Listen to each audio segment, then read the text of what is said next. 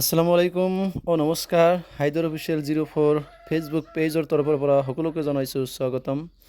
মই উপস্থিত আছোঁ বাগবৰ গুপ্ত মডেল ডিগ্ৰী কলেজ, য'ত আপোনালোকে বাগবৰ পাহাৰখন দেখা পাইছে।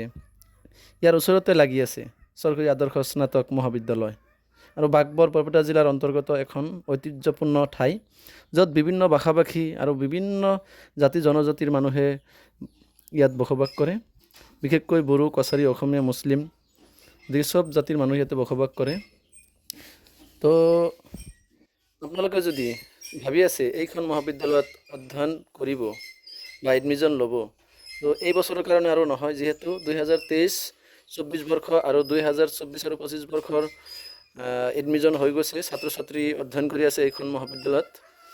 গতিকে যদি কোনোবা ছাত্ৰ ছাত্ৰী আছে পঢ়িবলৈ, মানে অহাবাৰ নামভৰ্তিৰ বাবে আপোনালোকে অনাগত দিনত যোগাযোগ কৰিব আৰু নামভৰ্তিৰ কাৰণে আপোনালোকৰ নামভৰ্তি হৈ যাব।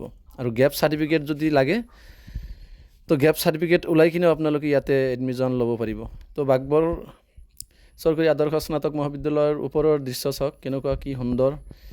ইয়াৰ ছাদৰ ওপৰৰ দৃশ্য, পাহাৰখন ছাদৰ ওচৰতে লাগি থকা যেন লাগে আৰু ধুনীয়া পৰিৱেশ। চাৰিওফালে মানে প্ৰাকৃতিক পৰিৱেশ বুলি ক'লে বহুত ধুনীয়া, মানে চাৰিওফালে সেউজীয়া আৰু ইয়াত শ্ৰমজীৱী মানুহ চাৰিওফালে খেতি পথাৰত এনেই লাগি থাকে। খেতি পথাৰত বহুত শস্য ইয়াতে হয়, ৰবি শস্য বা বিভিন্ন ধৰণৰ শস্য ইয়াত আমি দেখা পাওঁ আৰু প্ৰাকৃতিক পৰিৱেশো খুব বহুত ভাল লাগে।